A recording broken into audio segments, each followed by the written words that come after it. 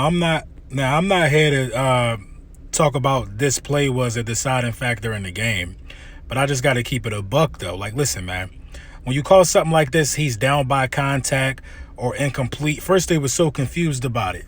And this is a blatant strip by Malcolm Jenkins. Good defense. The ball was coming loose before the knee went down. A fumble that we recovered. But the NFL, with this rule of blowing the whistle instead of letting the play carry on, can turn the tide of a game. This was a 7-point game. This is a game to where field position is critical because both offenses didn't do anything. There was one touchdown scored in the first half, one touchdown scored in the second half. It's just pivotal, man. Turnovers in a game like this are pivotal. They didn't blow the whistle when Carson Wentz was strip sacked. You know what I mean? And for this to just be one of those situations to where we don't even know, like, field position is so critical, I can't say it enough. This would have put us in prime field goal position or prime position to put some more points on the board. We were in the red zone after this, most likely, and I just feel like it was a blown opportunity by the referees. I'm not saying that this is the reason why we lost the game, but this play right here just speaks volumes, man. I'm not saying that they cheated for New England or anything like that. I'm saying you got to get this right.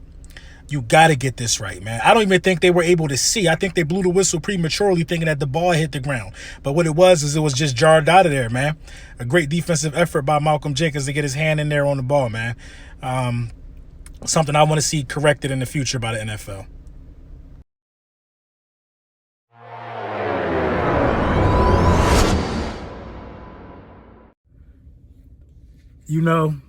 It's hard. It's hard not to be hard on Nelson Agholor.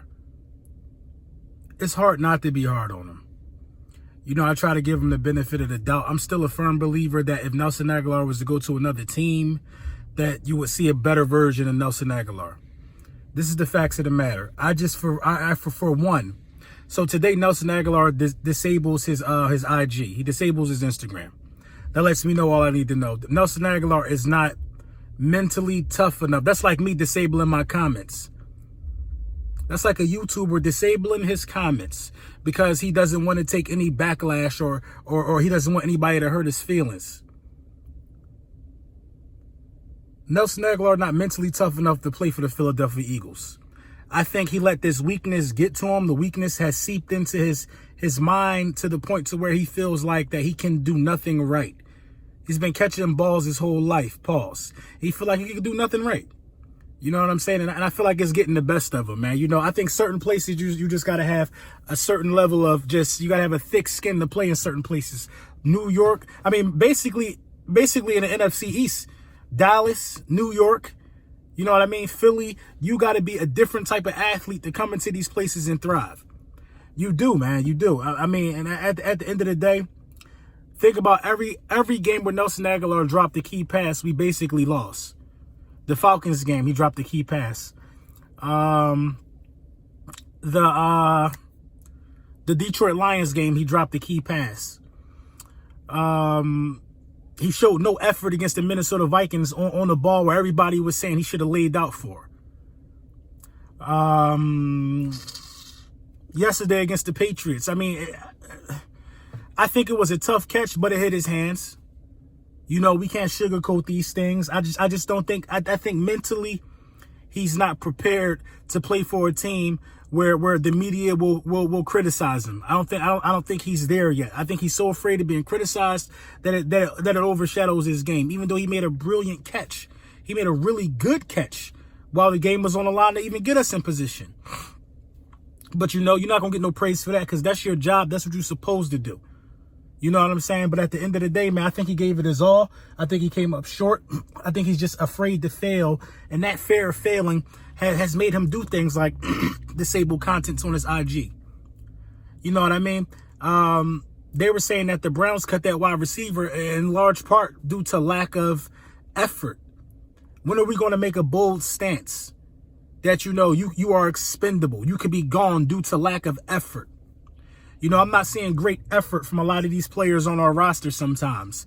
And, it's sad. It's sad. A lot of people are looking forward to the draft to getting a wide receiver. If Alshon Jeffrey can't stay healthy, he probably should be gone too. But I think they're going to give Alshon Jeffrey the benefit of the doubt because Alshon Jeffrey is talented. Alshon Jeffrey got talented hands. You know what I mean? Alshon Jeffrey's effort is never in question. You know what I'm saying? And as far as Carson Wentz, man, Carson Wentz still has some things to learn. Carson Wentz still has some things that he need to do, you know, development-wise, man. Do I believe Carson Wentz is a special talent? I absolutely do. But let's not forget that, you know, that New England's Patriots pass defense is historic. Historic. I think 20th in NFL history. That's historic. Carson Wentz, it's only been 2 quarterbacks all season that have thrown a touchdown pass against those guys and not thrown an interception. It's only been 2 quarterbacks. You know what I mean? Lamar Jackson, and he actually beat them, and Carson Wentz, who lost by 7. Everybody else is throwing picks against these guys, man. So we didn't go nowhere and lay an egg to a bad team. We had a bad performance on one side of the ball, which caused us to come up short. Because the way New England looked yesterday, we could have took advantage of those guys, and we could have made our mark. You know what I'm saying? But I don't think it was a bad loss. Everybody is saying stuff like, "Oh, this one hurt." How does it hurt? How does it hurt?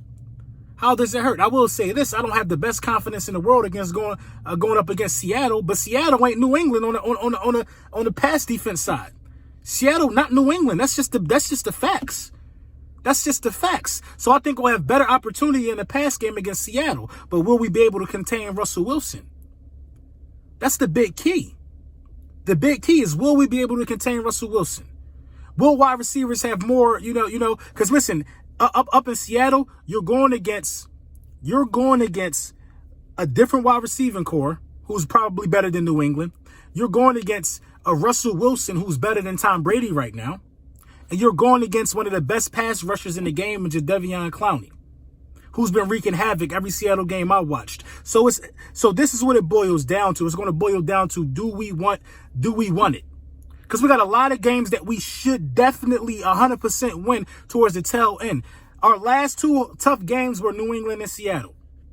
I said we got to take one of them out. I would have liked it to be New England. Our chances were better against New England. I felt that. But you got to go in here and you got to take out Seattle. You got to take out Seattle. You got to put this loss behind you, and you got to keep moving forward, because the Dallas Cowboys have New England. New England going to get up for that game because New England don't feel good about their performance. New England is going to come to play against the Dallas Cowboys. The records could be tied again for first place. All we got to do is take care of business against Seattle. We know the upcoming schedule for the Eagles and the upcoming schedule for the Dallas Cowboys. We are not out of this race by a long shot. I'm here to tell you this. It's not over till the fat lady sing. But we looked bad yesterday. The whole offense looked bad yesterday, with the exception of Zach Ertz and Miles Sanders flashed a few times. Everybody else looked bad. You know what I'm saying? But what do you expect? No weapons. You send Wentz in the battle with a historically good pass defense, with no weapons. And he held on to the ball too long multiple times. But it is what it is. We're going to move forward, man. You know, I would have liked to see Nelson Agholor. I've been critical of Nelson Agholor. I would have liked to see him display tougher skin and not be so, you know what I mean? That's crazy to disable your IG. But at the end of the day, it is what it is. And all he's doing is making the case bad for himself, man. You know what I mean? And people got to understand this. Why didn't we see Jay Ajayi? You ain't see Jay Ajayi because Jay Ajayi, think about it. Zeke only went to Cabo to train, and they put Zeke on the pitch count. Why would you think a guy coming off of surgery who you ain't seen play in a year going to just get into the game? Why would we risk injury like that? And we got a clause in Jay Ajayi's contract saying that after this year, because he's going to try to go out there and look good so he can draw some free agents. So after this year, when free agency kicks in, we got a clause saying that we can match anybody's deal. Because if he look good, we're going to try to throw the bag at him and keep him around. I don't know what that means for Jordan Howard, but you can't keep both because you need to get a wide receiver. Now, if it's up to me, you keep Jordan Howard. He don't got no knee issues. It's a shoulder issue. Shoulders get better. But running backs need their knees to run. Let me know what y'all think in the comments.